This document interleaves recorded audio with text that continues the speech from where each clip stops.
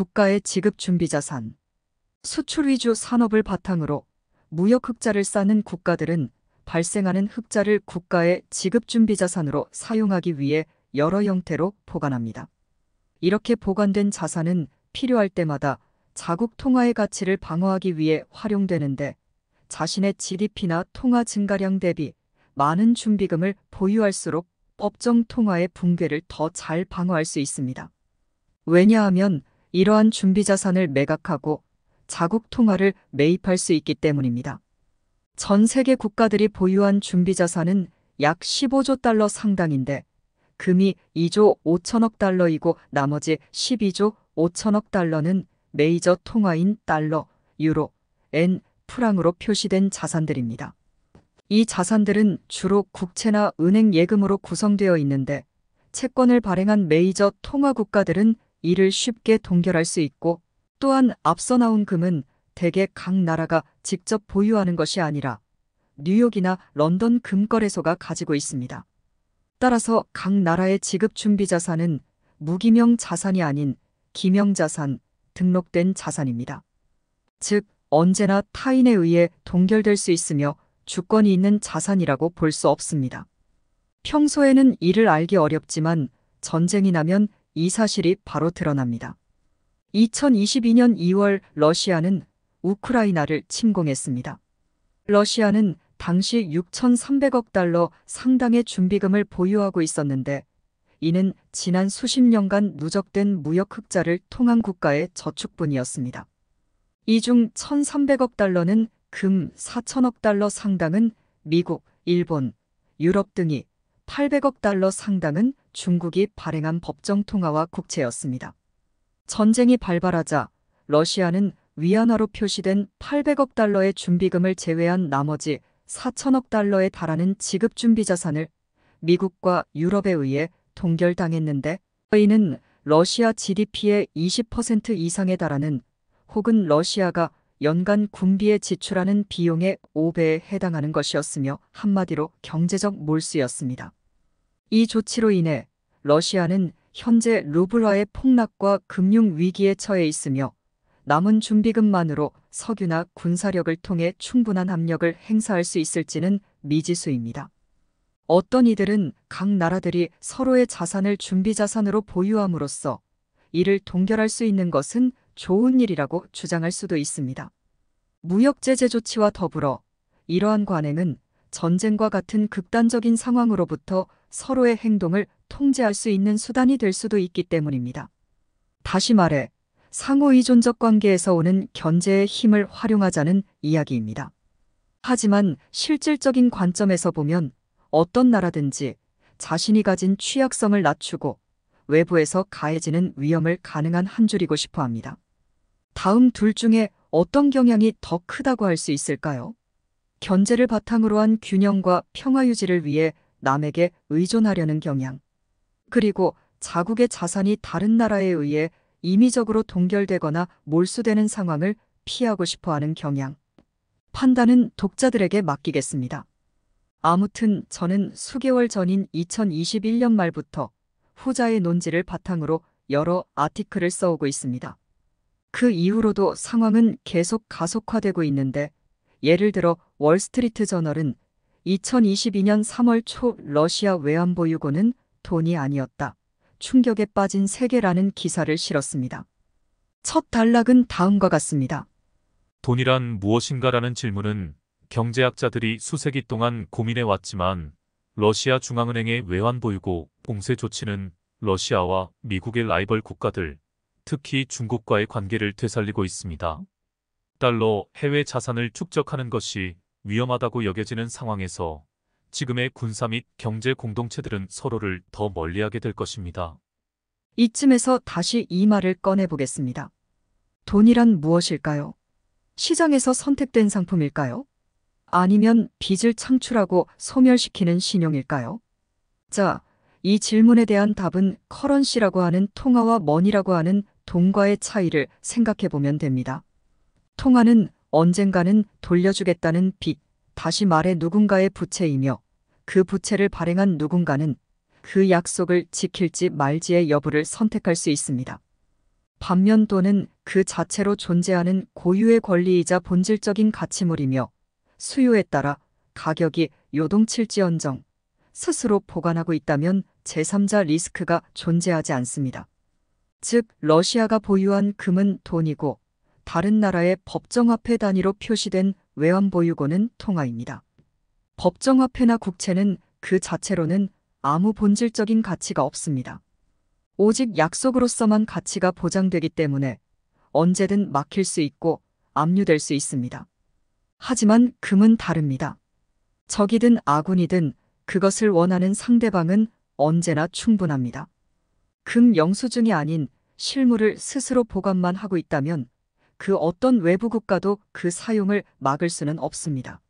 모든 기술은 그것을 대체하는 기술이 나올 때까지만 작동합니다. 법정화폐 역시 막히기 전까지만 잘 작동할 뿐입니다. 법정화폐 요약. 법정화폐의 핵심적인 특성은 언제 어디서나 가능한 유연한 공급이고 그에 따라 필연적으로 가치가 희석되고 절하된다는 것입니다. 정부는 걷어들이는 세금보다 더 많은 지출을 하기 위해 국민들이 가진 보유 자산을 희석합니다. 이 메커니즘을 통해 신용경색을 겪는 개인이나 기업들을 도태되도록 두지 않고 금융시장을 재유동화하여 경기 부양을 꾀합니다. 이처럼 적극적인 시장 개입과 통화 시스템 관리를 통해 변동성을 최소화하지만 그에 대한 대가로 가치가 절하된다는 것이 100% 보장되어 있습니다. 또한 법정화폐 시스템은 저항이 강한 증세 대신 통화 공급을 통해 더 많은 지출을 늘릴 수 있습니다. 따라서 이 시스템을 운영하는 정부는 건전한 재정을 운영하는 것보다는 큰 규모의 적자를 운영하는 쪽에 더 많은 인센티브가 있습니다. 더군다나 상황에 따라서는 폭발적, 급진적으로 가치를 잃을 수 있습니다. 국민들이 자국 통화 대신 다른 형태의 돈, 즉 부동산, 주식, 외화 등을 보유하는 것에 대해 언제나 강한 조치를 가할 수 있는 힘을 가진 정부는 평소에는 이 힘을 사용하지 않습니다. 하지만 상황이 잘못되면 언제나 이 힘을 발휘하고 사용합니다. 그 형태는 금이나 부동산과 같은 경화 자산의 압류 및 몰수, 외국 통화 교환비 강제 조정, 장기적인 전쟁 수행, 선별적인 구제금융, 투명하지 않은 형태의 정부 지출 등으로 나타납니다. 디지털 자산. 1980년대와 1990년대 인터넷과 암호학의 발달로 많은 사람들이 순수 인터넷 기반의 화폐 시스템을 연구하기 시작했습니다. 초기의 예로는 해시캐시, 비트골드, 비머니 등이 있습니다. 이러한 초기 개척자들 중 일부는 인터넷상의 편리한 지불 시스템에 초점을 두고 있었고 또 일부는 사이퍼펑크 운동으로 대표되는 인터넷 상거래의 프라이버시에 초점을 두고 있었습니다. 여기서 후자는 암호화 기술을 통해 거래 프라이버시를 보호함으로써 정보화 시대가 초래한 프라이버시의 침해 문제를 해결하고자 하는 사람들이었습니다. 1941년에 설립된 비영리 단체인 프리덤 하우스는 최근 수십 년간 권위주의가 증가하고 있다고 말합니다. 이에 따르면 전 세계 인구의 절반 이상이 권위주의 국가에 살고 있는데 그렇지 않은 국가, 특권 지역이라 할 수 있는 자유민주주의 체제에서 사는 사람들이 잘 인식하지 못하는 사실입니다. 물론 1980년대, 1990년대에 중국과 소련이 개방되면서 세계는 더욱 자유로워졌지만 2000년대와 최근 2010년대에 들면서부터는 그 자유가 점점 줄어들고 있다고 언급합니다. 특히 중국은 거대한 감시 및 통제 국가로서 각종 거래나 온라인 활동을 조직적으로 감시하고 있고 감시한 데이터를 통해 소셜 크레딧, 다른 말로 사회 신용 점수가 매겨지고 결과적으로는 자국민의 거의 모든 행동을 완벽에 가깝게 통제하고 있습니다. 이는 선진국들에서조차도 그 경향이 강해지고 있습니다. 예를 들어 프리덤 하우스에서 측정한 2010년 미국의 자유점수 순위는 94위였지만 2020년에는 고작 83위입니다.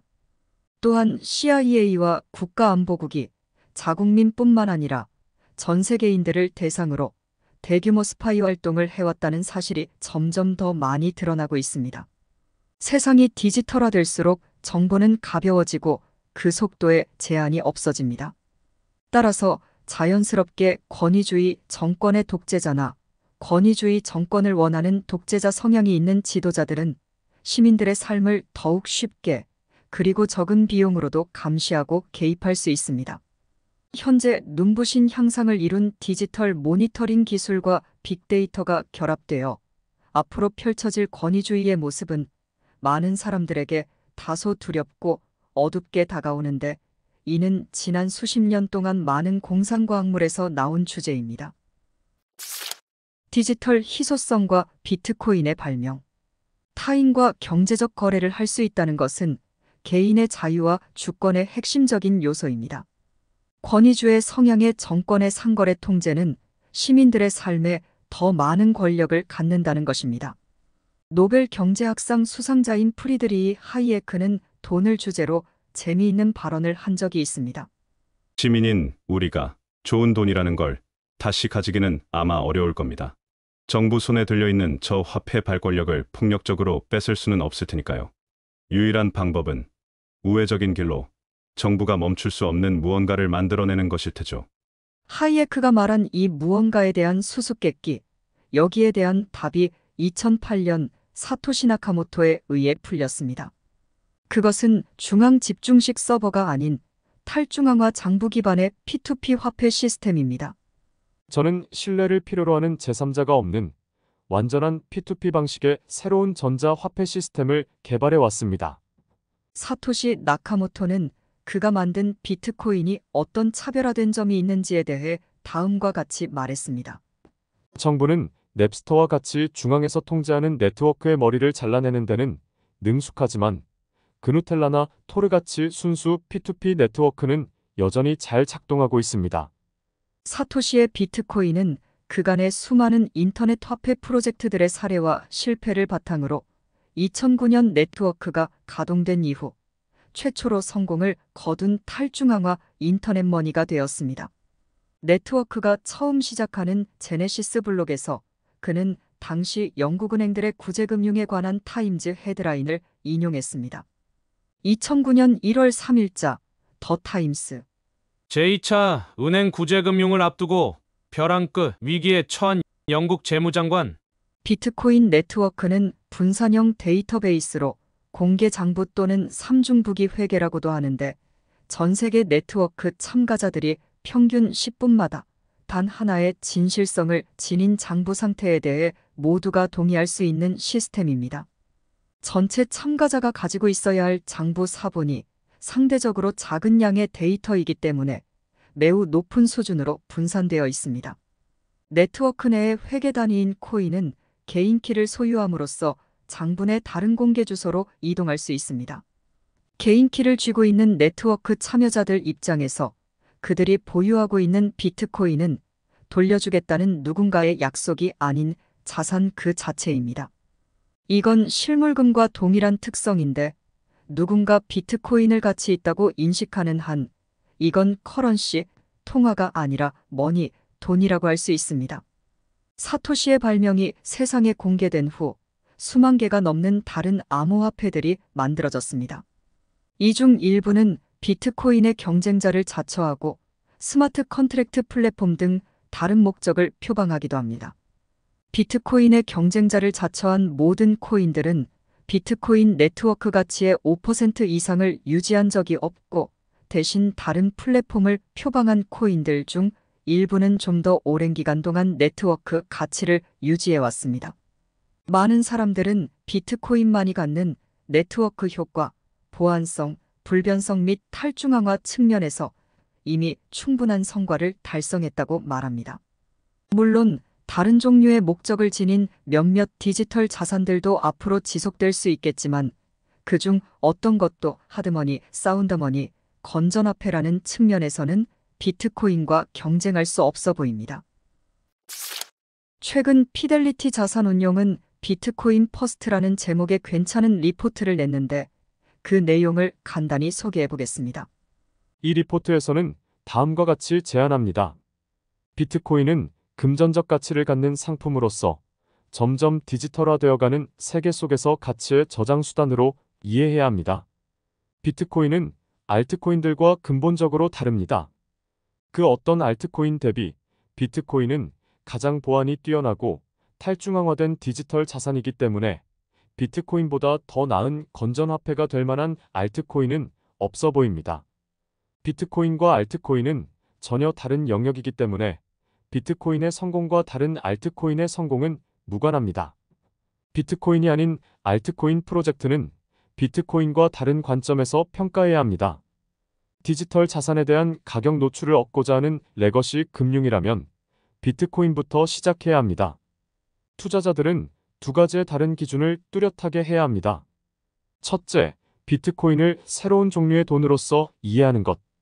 둘째, 알트코인은 벤처 캐피탈의 관점으로 바라보는 것. 비트코인과는 달리 다른 모든 알트코인 프로젝트들은 탈중앙성과 보안성을 희생하더라도 베이스 레이어에서 일어나는 거래 처리량을 늘리거나 뭔가 더 많은 기능을 추가하기 때문에 네트워크의 룰이나 코인 공급량에 대한 감시가 제대로 이루어지지 않습니다. 그러다 보니 자연스럽게 창시자나 재단, 초기 개발자 등 소수 의사결정권자들에 의한 업그레이드, 즉 하드포크가 자주 일어납니다. 반면 비트코인 네트워크의 룰은 소프트포크를 통해 점진적으로 변하고 풀노드 다수가 결정하는 방식으로 업데이트되는데 베이스 레이어에서 일어나는 거래 처리량을 늘리고 부가적인 기능을 넣는 것보다는 탈중앙성과 불변성을 극대화시킵니다.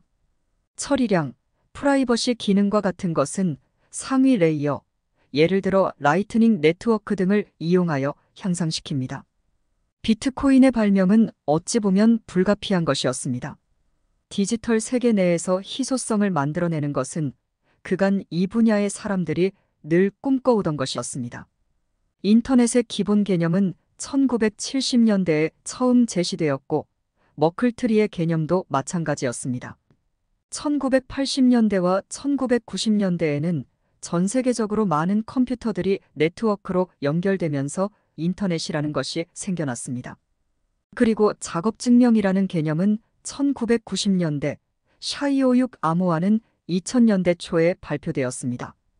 이 여러 가지 개념들을 새롭고 독창적인 방식으로 조합한 사토시 나카모토는 드디어 2008년에 비트코인을 세상에 내놓았고 그 후 10년 이상의 성공을 거두면서 올바른 설계, 잘 작동하는 설계임을 증명하고 있습니다.